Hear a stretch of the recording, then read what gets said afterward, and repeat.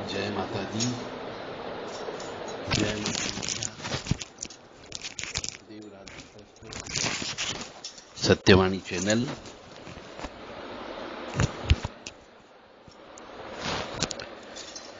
गुरु यदि 12वें भाव में बैठ जाए, किसी भी लग्न का, तो गुरु अच्छा फल देता है।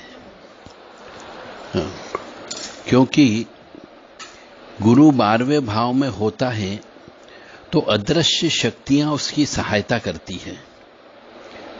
ऊपरी हवाएं भी मददगार साबित होती है, क्योंकि 12वां भाव जो है गुरु के साथ साथ राहु का भी घर माना जाता है और केतु का उच्च घर होता है।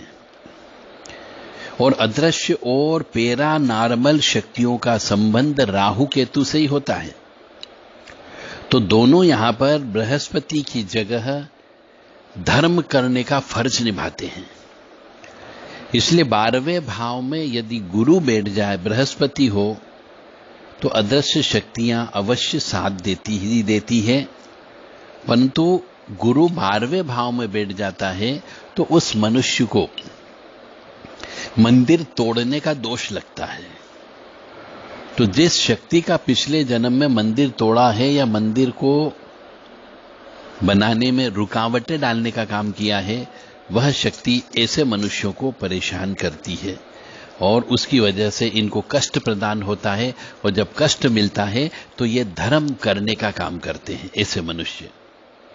फिर जब धर्म करते हैं तो ऐसे मनुष्य किसी व्यक्ति को यदि आशीर्वाद दे दें तो वह आशीर्वाद बहुत फलता है।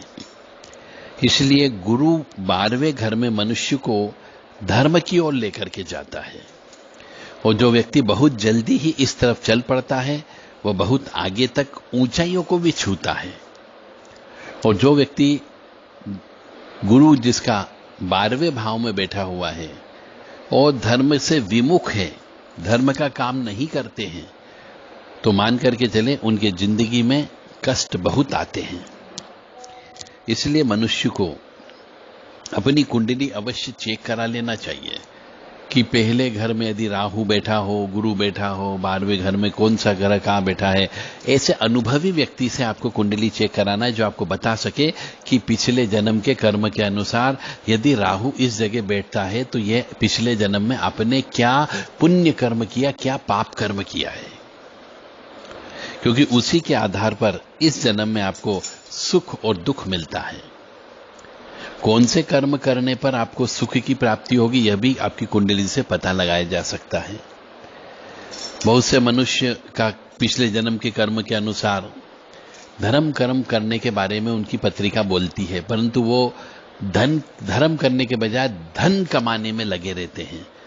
और फिर ईश्वर उनको एक समय के पश्चात उनका सब धन हर लेता है, सब धन खत्म कर देता है, उनकी मेहनत बेकार कर देता है, उनको भयंकर ऋणी कर देता है और फिर वहां से भगा करके साधु बना देता है। इसलिए अपनी पत्रिका चेक करा लें कि आपको धर्म कर्म करना है कि धन कमाना है, कि परिवार चलाना है, कि उद्योग चलाना है। यह आपकी इस पत्रिका से देख करके पता लगाया जा सकता है।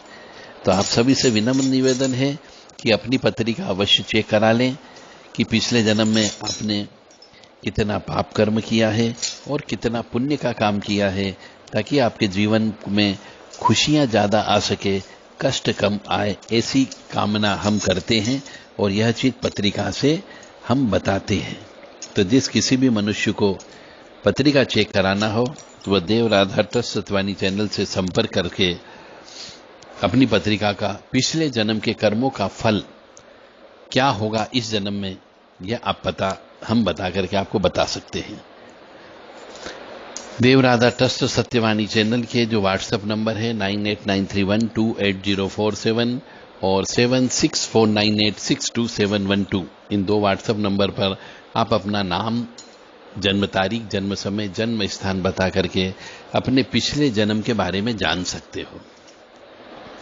पिछले जन्म में आपने पिताजी का अपमान किया, कि माताजी का अपमान किया, कि गुरु का अपमान किया, कि भाई का अपमान किया, कि बहनों का अपमान किया, कि किसी निर्वंशी की संपत्ति को खाकर के आए हो,